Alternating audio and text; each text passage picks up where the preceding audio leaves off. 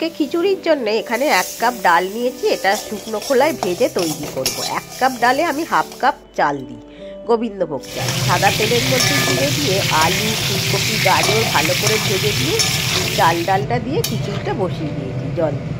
এবারে এখানে আদা, জিরে আর টমেটো, একটা শুকনো লঙ্কা বেটে দিয়ে দিলাম খিচুড়িতে। এটা ভালো করে একটু ফুটিয়ে দেবো। মশলাটা দিয়ে দিয়েছি, ভালো করে ফুটিয়ে নেবো, একটু ভালো ঘি দেবো। ব্যাস, খিচুড়ি রেডি। এবার চাটনি করছি। কড়ার মধ্যে তেলেতে দিলাম 5 ফোড়ন। ওটা হয়ে গেলে এতে দিয়ে দেবো টমেটো কাটাগুলো। টমেটোটা একটু ভালো করে নেড়ে নিতে হবে। টমেটোগুলো সব দিয়ে দিলাম। টমেটো দিয়ে এটা ভালো করে নাড়বো। তার মধ্যে দিয়েছি খেজুর আর হাফ চামচে আদা বাটা। আদাটা থেতো করেও দিতে পারবেন। নুন আর দিলাম হলুদ দিয়ে খুব ভালো করে প্রথমে নেড়ে নেবো। এখন আমি খুব ভালো করে নেড়ে নিচ্ছি। নেড়ে নিয়ে গ্যাসটা আস্তে করে এটা ঢাকা দিয়ে দেবো। এখন দিয়েছি এতে একটু এই কিশমিশ, বেগুনটা ভেজে দিচ্ছি। একটা মশলা তৈরি করব। এখানে দিয়েছি কাজু বাদাম, ধনে, জিরে আর একটু গরম মশলা, শুকনো লঙ্কা। এগুলো একটু শুকনো খোলায় নেড়ে নেবো। নেড়ে নিয়ে এটা ঠান্ডা করে গুঁড়ো করে নেবো।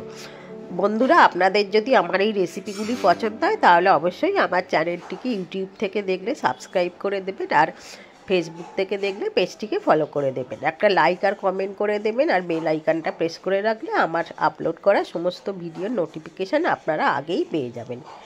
এখন সাদা তেলে জিরে দিয়ে বাঁধাকপি আর আলুটাকে ভালো করে ভেজে নেব। কড়াইশুঁটি দিয়ে দিয়েছি। এবার এই আদা, টমেটো আর কাঁচা লঙ্কা বাটাটা দিয়ে দিলাম। ঢাকা দিয়ে গ্যাসটা আস্তে করে রেখেছি। বাঁধাকপি নিজের জলে সিদ্ধ হয়ে যাবে। বাঁধাকপিতে আমি একদমই জল দিই না। জল দিলে বাঁধাকপি ভালো হয় না খেতে। তো এবার নেড়ে চেড়ে দেখুন এটা সিদ্ধ হয়ে গিয়েছে। এতে একদমই জল দিইনি। এবার সেই যে মশলাটা তৈরি করেছি সেটা গুঁড়িয়ে এতে দিয়ে দিলাম। এবার ভালো করে আবারও একবার নেড়ে নেবো। সব মশলার সাথে বাঁধাকপিটা মিশিয়ে দেবো। এখন ব্যাস, এইটা মেশানো হয়ে গিয়েছে। ভালো ঘি দিয়ে দিলাম। এখন রেডি খিচুড়ি, তারপরে বাঁধাকপির তরকারি, বেগুন ভাজা আর চাটনি।